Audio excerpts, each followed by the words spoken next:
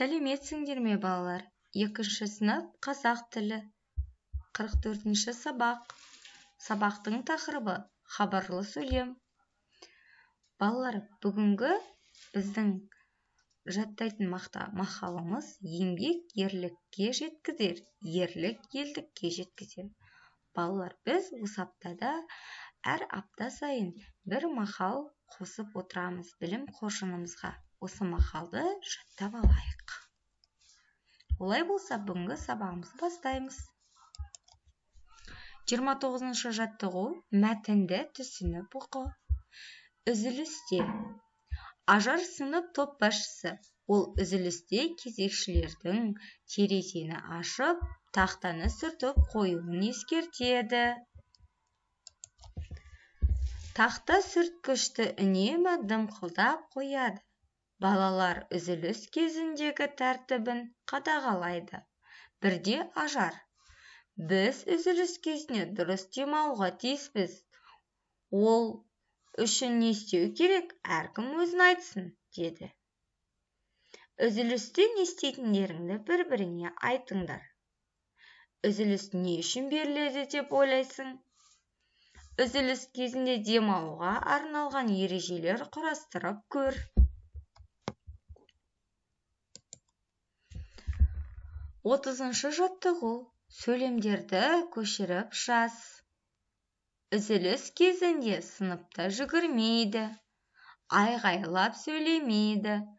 Әрдайым әдеп сақтау керек. Сөйлем соңындағы тыныс белгілеріне назар аудар.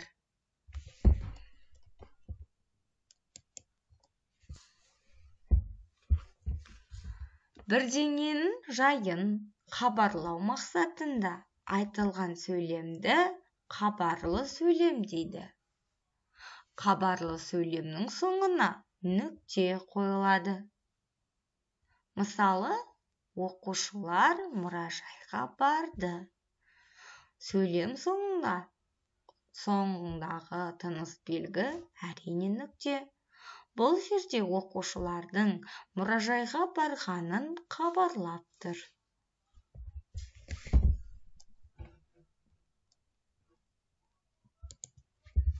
31-ші жаттығу. Суреттерге қара. Суреттегі балалардың қайсысы үзілісте өзін дұрыс ұстады? Қай оқушы өз тәртібін өзгертуі керек деп ойлайсың? Өз ойыңмен бөліс.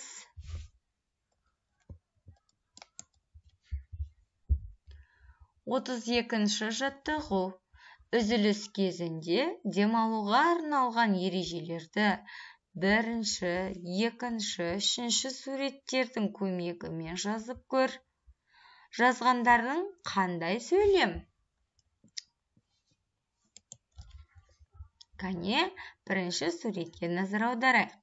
Бұл жерде біз қандай сөйлем жазуға тиіспіз? Үзіліс кезінде жай бір-бірімен сөйлесуге болады, бірақ бәсең. Жай дауыспен жай ғана сөйлесіп, кеңесіп сөйлесуге үзіліс кезінде болады. Және балалар, мына 3-ші суретте не көріп тұрмыз? Біз бұл жерде екі оқушының немесе достардың үзіліс кезінде немесе бос уақытында шахмат ойнағанын көріп тұрмыз. Біз үзіліс кезінде шахмат ойнауға да болады. 4-ші суретке назар аударайық. Бұл жерде порталас досымен үзіліс кезінде сыныптасыңмен өзіңнің түсінбеген сабағыңды немесе басқа да нәрселерді талқылауға болады. Өз ойларымен бөлісуге болады. Осы суреттерге қарап, 3 сөйлем құрастыр. Балалар, келесі жаттығуға назар аударайық. 32-ші жаттығу. Осы жазғандардың қандай сөйлем?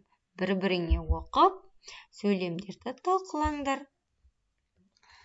Балалар, осымен бүгінгі сабағымыз аяқталды. келесі сабақта кездескенше сау болыңдар.